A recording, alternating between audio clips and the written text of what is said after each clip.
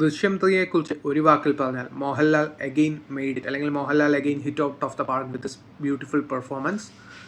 കാരണം ഈ ഒരു സിനിമയിലെ ജോർജ് കുട്ടി എന്ന് പറയുന്ന ക്യാരക്ടറിനെ നമ്മൾ 2013 ദൃശ്യം തൊട്ട് കാണാൻ തുടങ്ങിയതാണ്. സെക്കൻഡ് പാർട്ടിലാണെങ്കിലും ഫസ്റ്റ് പാർട്ടിലാണെങ്കിലും തേർഡ് പാർട്ടിലാണെങ്കിലും ആ ഒരു ക്യാരക്ടറിനുണ്ടാകുന്ന വേരിയേഷനും കാര്യങ്ങളൊക്കെ ഉണ്ട്. സോ ഈ ഒരു സിനിമ സ്റ്റാർട്ട് ചെയ്യുമ്പോൾ ഈ ഒരു ഓടിക്കൊണ്ടിരിക്കുന്ന സിനിമയുടെ ഒരു വളരെ നല്ലപോലെ ഓടുന്ന ഒരു സിനിമയുടെ പ്രൊഡ്യൂസറാണ് മോഹൻലാലിൻ്റെ ക്യാരക്ടറായിട്ടുള്ള ജോർജ് കുട്ടി. സോ അങ്ങനെയുള്ള ആ ഒരു ജോർജ് കുട്ടി ഈ ഒരു പാർട്ടിൽ ഫേസ് ചെയ്യേണ്ടി വരുന്ന ഹർഡിൽസും പ്രശ്നങ്ങളും എന്താണ്, ആ ഒരു ക്യാരക്ടർ ആർക്ക് എന്താണ് എന്നുള്ളതാണ് ഈ ഒരു സിനിമയുടെ ഹൈലൈറ്റ്. സോ ഒരു സിനിമയിൽ ഈ ഒരു ക്യാരക്ടറിൻ്റെ ഭീതിയുണ്ട്, അതായത് ആ ഒരു പേടിയും കാര്യങ്ങളൊക്കെ ആ ഒരു കേസിനെ സംബന്ധിച്ച്. കാരണം ആ ഒരു പലതരത്തിലുള്ള മെൻ്റൽ സിറ്റുവേഷൻസിൽ കൂടിയും പ്രശ്നങ്ങളിൽ കൂടിയും ചിന്താക്കുഴപ്പത്തിൽ കൂടിയും കടന്നു പോകുന്ന ഒരു കൈൻഡ് ഓഫ് ക്യാരക്ടറാണ്. അത് വളരെ ബ്രില്യൻ്റ് ആയിട്ടാണ് ഈ ഒരു മോഹൻലാൽ ആ ഒരു സ്ക്രീനിൽ എത്തിച്ചിരിക്കുന്നത്. സോ നമുക്കറിയാം ഈ ഒരു ദൃശ്യത്തും പല ഭാഷകളിൽ റീമേക്ക് ചെയ്യപ്പെട്ടിട്ടുണ്ട്. നമ്മൾ ആ ഒരു ഭാഷയിലെല്ലാം പെർഫോമൻസ് വൈസ് കമ്പയർ ചെയ്യാൻ നോക്കുകയാണെങ്കിൽ അവരെല്ലാവരും ഓക്കെ ആയിട്ടാണ് ചെയ്തിരിക്കുന്നതെങ്കിലും മോഹൻലാലുമായിട്ട് കമ്പയർ ചെയ്യുമ്പോൾ ആ ഒരു രീതിയിലുള്ള പെർഫോമൻസിൽ ഒരു കുറവ് നമുക്ക് കാണാൻ സാധിക്കും. സിമ്പിളായിട്ട് പറയുകയാണെങ്കിൽ ദൃശ്യം എന്ന് പറയുന്ന ഫസ്റ്റ് പാർട്ടിൽ ആ ഒരു പാട്ടിൻ്റെ ഇടയ്ക്ക് ആ ഒരു കുട്ടിയെ തല്ലിയിട്ട്, അതായത് മോളെ തല്ലിയിട്ട് പെട്ടെന്ന് പോയി ദേഷ്യപ്പെട്ട ആ ഒരു കസേരയിൽ ഇരിക്കുമ്പോഴത്തേക്ക് ആ ഒരു കസേര ഒടിഞ്ഞു വീഴുന്ന ഒരു കൈൻഡ് ഓഫ് സീനുണ്ട്.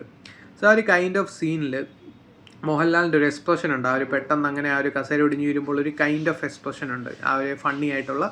സോ ആ ഒരു എക്സ്പ്രഷൻ നമ്മൾ ബാക്കിയുള്ള ലാംഗ്വേജസിലും നോക്കുമ്പോഴത്തേക്കും ബാക്കിയുള്ള ആക്ടേഴ്സും സെയിം സംഭവം ചെയ്യുന്നുണ്ട്. പക്ഷേ അവിടെ ആ ഒരു സമയത്ത് ആ ഒരു സെർട്ടൻ സീനിൽ ആ ഒരു ബാക്കിയുള്ള ആക്ടേഴ്സ് ചെയ്യുന്ന കാണുമ്പോഴത്തേക്കും ആ ഒരു വാവ് ഫാക്ടർ മിസ്സിംഗ് ആണ്. അതാണ് മോഹൻലാലിൻ്റെ ആ ഒരു നാച്ചുറൽ ആയിട്ടുള്ള ആ ഒരു പെർഫോമൻസിൻ്റെ ഒരു മെയിൻ സംഭവം. സോ ഇവിടെയാണെങ്കിലും ആ ഒരു പതിവ് തെറ്റിക്കുന്നില്ല. കാരണം വളരെ നല്ല രീതിയിലാണ് ആ ഒരു ക്യാരക്ടർ ആർക്ക് ഡിസൈൻ ചെയ്തിരിക്കുന്നതും ആ ഒരു സ്ക്രീനിൽ എത്തിച്ചിരിക്കുന്നതും. സിനിമയുടെ നെഗറ്റീവ് ഒന്നും ഇല്ലേ എന്ന് ചോദിച്ചാൽ സിനിമയ്ക്ക് നെഗറ്റീവ് ഇഷ്ടം പോലെ ഉണ്ട്. കാരണം ഈ ഒരു സിനിമയുടെ നെഗറ്റീവിനെ കുറിച്ച് പറയുമ്പോൾ സ്പോയിലേഴ്സ് ഉണ്ടാവും. കാരണം ഇത് ഒത്തിരി കുറച്ച് സ്പോയിലേഴ്സൊക്കെ പറയേണ്ടി വരും.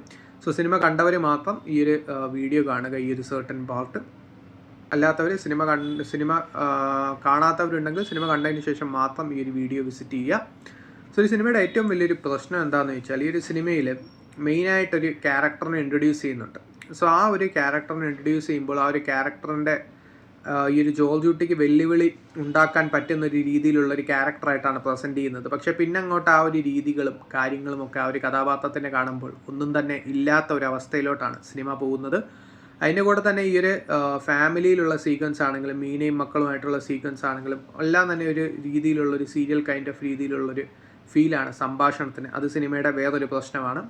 സോ അങ്ങനെ കുറേ പോരായ്മകളുണ്ട് സിനിമയ്ക്ക്. അതാണ് സിനിമയുടെ പ്രധാന പ്രശ്നം. എന്നാലും ഒരു വൺ ടൈം വാച്ചബിൾ മൂവിയാണ് ദൃശ്യം 3.